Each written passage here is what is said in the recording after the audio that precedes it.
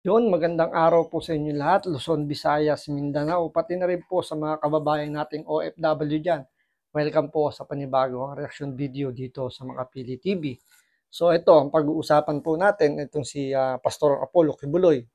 So iniharap na siya sa korte at binasahan na ng sakdal. So not guilty po yung kanyang ibinigay na plea. So, yun naman i-expect natin sa lahat naman ng mga akusado. Birang-bira naman yung nagsasabi ng guilty your honor, di ba? So, dito, not guilty plea yung inihain ni Pastor Kibuloy. So, okay na rin to. At paano, kumbaga, haharapin niya na yung reklamo sa kanya. So, hindi pa ho guilty, hindi siya totaling guilty verdict po. So, pinaharap pa lang po siya sa korte at ito naman po yung tamang proseso talaga na linisin niya yung kanyang pangalan kung sa tingin niya na wala naman siyang nilabag or wala naman siyang kinasasangkutang mga issue na kumbaga yung ibinibintang sa kanya, ito na yung tamang forum para patunayan niya. Kasi kung doon siya humarap kasi sa Senado, hindi naman po yun talaga yung formal court na magsasabi kung guilty or not guilty. So doon maano lang siya yung kumbaga gigisahin lang siya ng todo doon ng mga senador na ayaw sa kanya kahit sa Kongreso na alam naman natin na talagang pagtutulungan siya ron. So isa yun sa mga reason kung bakit hindi siya umattend sa Senate hearing, sa Congress hearing. Kasi nga, parang nangyayari doon, parang public trial lang. So, kung public trial is medyo dihadong-dihado siya, hindi man lang niya may pagtatanggol yung kanyang sarili. So, since ito na, isinampa yung kaso sa kanya at meron ng arraignment, meron ng pagkakataon na sagutin ni Pastor Apollo Kibuloy yung kanyang kaso. Kaya nga dito, di ba, ang naging plea niya kagad dito is not guilty. Kasi kung sa Kongreso kaya sa Senado yan, hindi siya pwedeng sumagot ng not guilty. Dahil sasabihin sa kanya ng mga senador o ng mga bata ni Tambi, nagsisinungaling lang si Pastor Kibuloy. So ito, panoorin po natin itong balitang to. Kaya kung hindi ka pa nakasubscribe sa Makapili TV, baka pwede naman pakipindot muna yung subscribe button. At the same time, palike na rin ng video. Wala naman pong bayad yan. Kaya pindot na. So ito, panoorin po natin itong balitang to. Magandang gabi po, Luzon, Visayas at Mindanao. Not guilty ang sagot ng grupo ni Pastor Apollo Kibuloy para sa mga kasong qualified human trafficking at sexual abuse. Iginiit nila yan sa hiwalay na pagbasa ng sakdal sa Pasig at Quezon City Regional Trial Courts. Sa isang kaso, dumanas umano ang complainant ng pamamalo ng 2x2. Masela naman ang isa pang kaso na pagtitibayin umano ng 10 testigo. Nakatutok si Joseph Moro.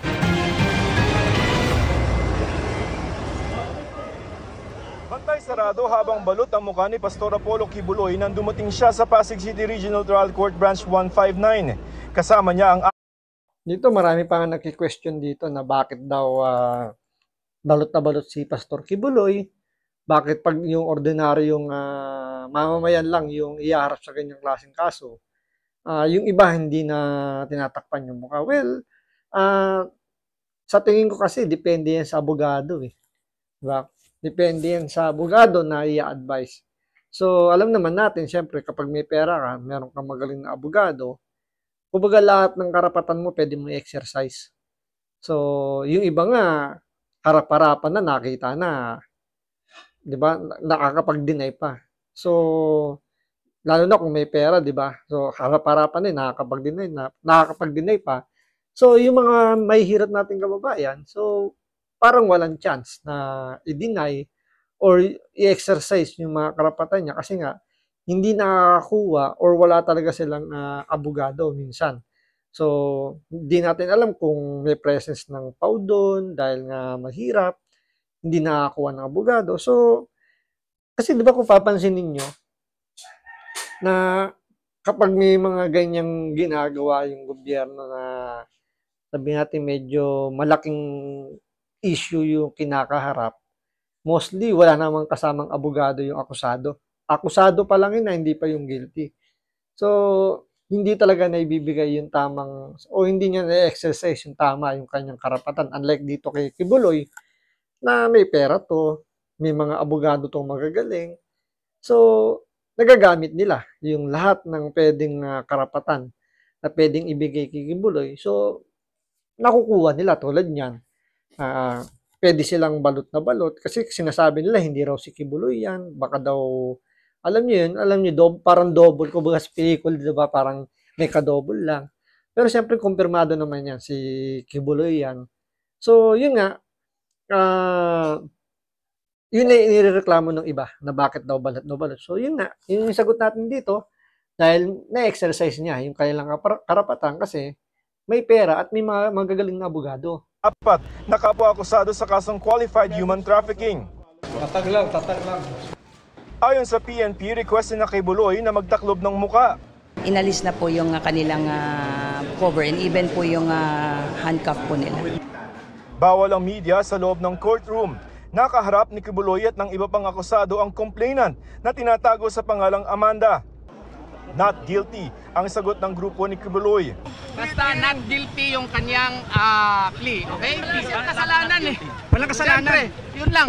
Base sa kasong nakasama Siyempre, sa bawat akusado, yan naman lagi sinasabi, walang kasalanan. So, depende na yan sa korte, sa judge na hawak ng kaso, kung kaninong mas kapanipaniwala yung mga statement. Kasi yan, hindi pa natin alam kung sino yung nagsasabi ng totoo. So, pwede yung mga sinasabing nagreklamo, pwede naman si Kibuloy na yung sinasabi niya sinisiraan lang siya. So, hindi pa natin alam. Kaya nga dito maganda mangyayari kasi magpapakita na ng kanilang mga ebidensya.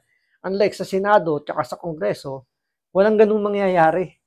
So, pag binigyan nila ng pabor yung mga witness, yung mga nagreklamo, wala nang magagawa yung inireklamo.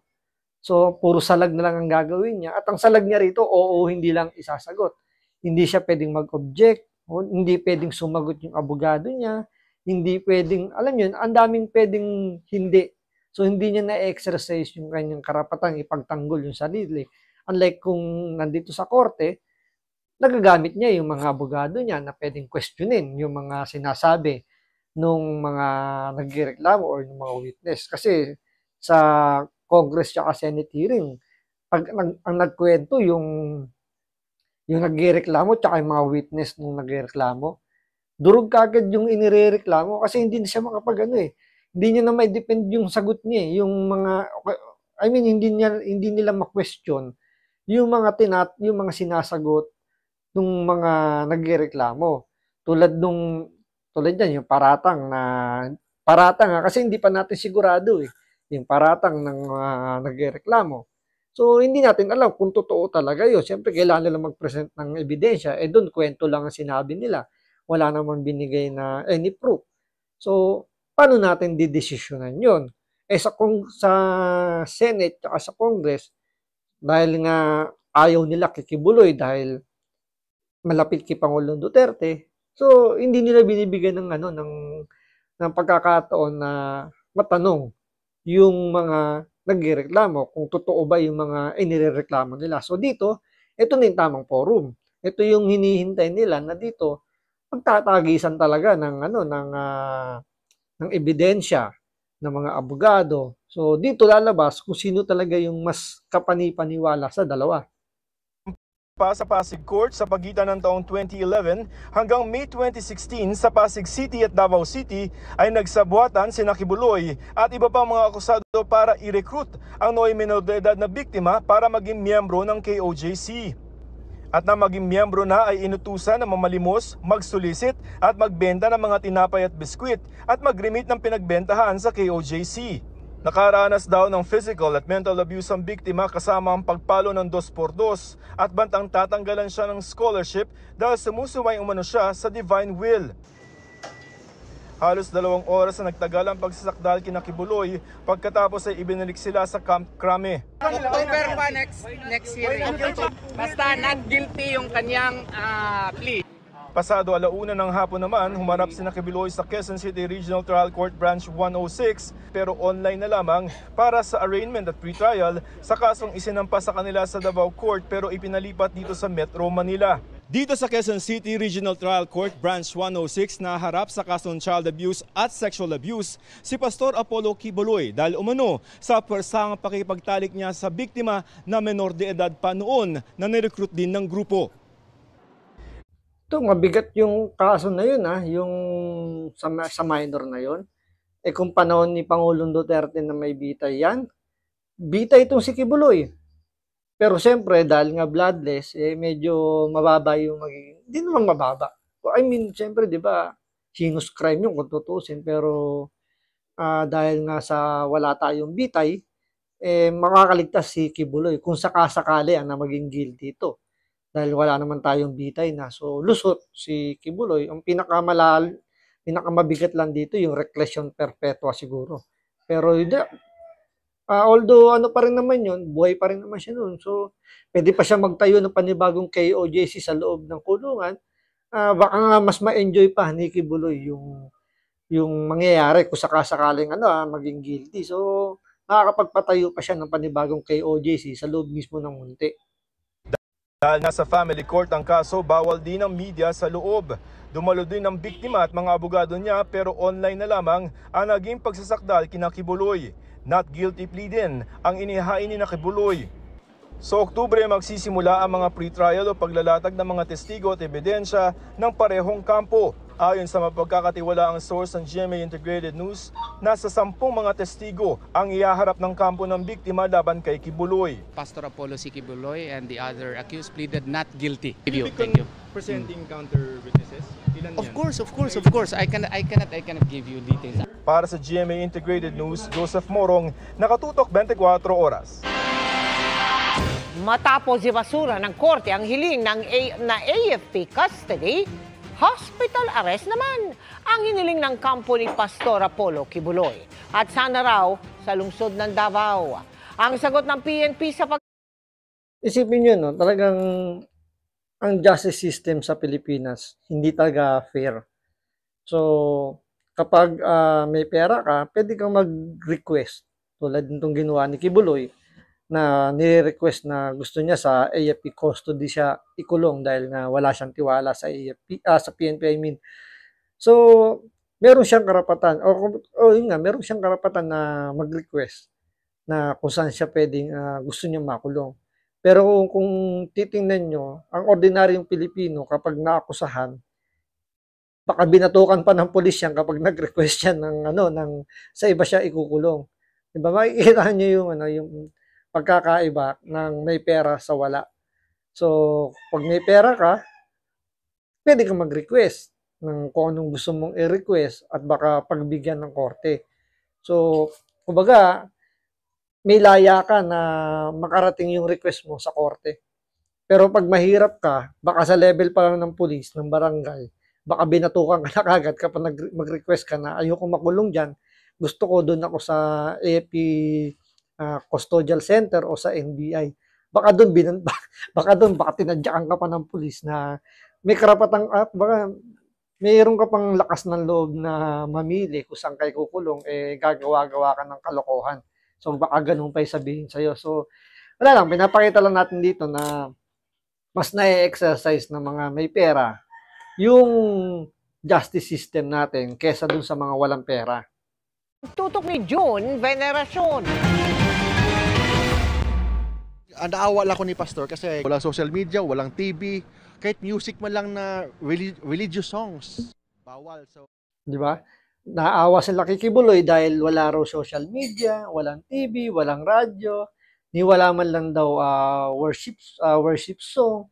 So, isipin nyo kung ang ordinaryong Pilipino yung magsasabi niyan sa pulis na sir, ayokong makulong dyan sa kulungan na yan kasi walang walang wifi dyan, walang internet, walang TV, walang radyo. Maboboring ako dyan. Malamang baka pagtalikod yan, puro kaltok na inabot yan. Pero syempre dito kay Quiboloy, meron siyang karapatan na i-insist yung kanyang gusto. Kasi nga, pinapayagan naman ng korte na mag-request ka. Dahil nga meron kang mga magagaling na abogado. Pero dahil nga sa yung ordinaryong Pilipino, walang abogado na sabihin natin, nabibigyan siguro ng abogado, ng gobyerno, pero alam niyo, ibang-iba kasi yung pre-legal assistance na galing sa gobyerno eh. Kumbaga, hindi ibinibigay ng 100% yung puso sa pagtulong dun sa kanyang kliyente, whether guilty yan or not guilty, totoo man o sabihin natin totoo man yung ginawa niya o hindi. Hindi talaga siya binibigyan ng ganong kaimportanteng atensyon para ilaban yung kaso. Unlike, siyempre, pag binabayaran mo yung abogado mo, talagang, kumbaga, tinataya niya yung kanyang pangalan para may panalo yung kaso. Unlike kasi sa gobyerno yung magbibigay, parang kung ano lang yung makuha nilang information, ebidensya, hanggang dun lang. Kumbaga dito, mag-e-effort pang maghanap ng mga pang-kontra-demanda nila is yung inaakusahan pa. So, imbis na yung abogado yung gumawa ng paraan para, alam nyo, mag-gather ng mga pang-kontra dun sa kalaban nilang nag-aakusa, kung ano lang yung nandyan sa kanila, yun lang yun. Hindi na talaga nag-exert ng effort. Unlike sa mga may pera talaga na nagbabayad, na talagang gagalaw at gagalaw yun. Kasi depende nga naman sa budget ng kumuha doon sa serbisyo ng abogado. Hihilingin pa sana ng kampo ni Pastor Apollo Kibuloy na makasama pa niya rito ang 4 na iba pang akusado sa PNP Custodial Center at huwag nang ilipat sa Pasig City Jail. Naiwan ng pastor dahil humirit ang kanyang mga abogado ng hospital arrest matapos ibasura ang hiling niyang ilagay sa AFP custody. May kondisyong Ganun nyo? Ang request ng mga yun, hospital arrest. Diba? Parang ang dami niyang request, ang dami niyang kumbaga, bago siya makulong, ang dami muna niyang hanas sa buhay. Hindi kagaya ng walang pera, yung sabi natin ordinaryong mamamayan, na hindi pa nga, nililitis pa nga lang yung kaso, akusado pa lang, hindi ka pa guilty, diretso ka na kaagad ng city jail. Diba? Diretso ka na kaagad doon na, kumbaga, hinihiring pa lang yung kaso mo, nagsiserve ka na kaagad ng sentence, parang ganun. So, hindi kagaya dito, Kibuloy, pwede pa niyang ma-enjoy yung karapatan niya. Sakasakali pagbigyan siya ng korte na hospital arrest, kagaya ng mga politiko natin, makakagamit siya ng wifi, ng kung ano-ano. Tulad ni Dilima, di ba? Si Dilima nga nakakapag-post pa sa Facebook. Nakakain pa ng masarap kasi kumbaga nadedeliveran ng pagkain, nalulutuan sa loob ng kanyang kulungan. So, siyempre, pag nandun ka na sa loob ng ordinaryong kulungan, hindi ka naman basta-basta makakapagpaluto. Siyempre, mahihiya ka naman na ikaw lang kakain. Hindi kakain yung mga kasama mong preso. So, ibang-iba talaga kapag may pera dito sa Pilipinas. legal umano ito at may mga maintenance medicine umano pero hindi masabi ng kanyang abogado kung para saan ang mga ito. Sabi ng korte, kailangan niya munang sumailalim sa medical evaluation kaya mananatili pa rin sa PNP Custodial Center. So, yun lang. Kailangan niya munang mag-undergo ng evaluation sa PNP. So, kung PNP yung hahawak, mukhang malabo na makahingi ng ganong kortesiya. Si Kibuloy, dahil siyempre, gigil na gigil sa kanya, lalo na si Abalos, si PNP Chief Marbil, tsaka si General Torre. Gigil na gigil sa kanya yan. So, malabong bigyan ng kortesiya ng PNP. Kumbaga parang gagawin siguro ng lahat ng PNP na hindi mabigyan ng hospital arrest itong si Kibuloy. Pero anyway, tingnan natin kung malay nyo. Kasi isasabit pa nila yan sa korte. So, pagdidebatehan pa yan. So, may mga legal battles pa yan. So, di natin alam kung paano magiging proseso. Pero tayo mag-aantay lang kung ano magiging pasya dyan ng gobyerno, ng korte natin kung pagbibigyan yung mga hiling ni Pastor Kibuloy. So, abangan natin yan. So, maraming salamat sa panonood. Ingat po kayo lagi. God bless.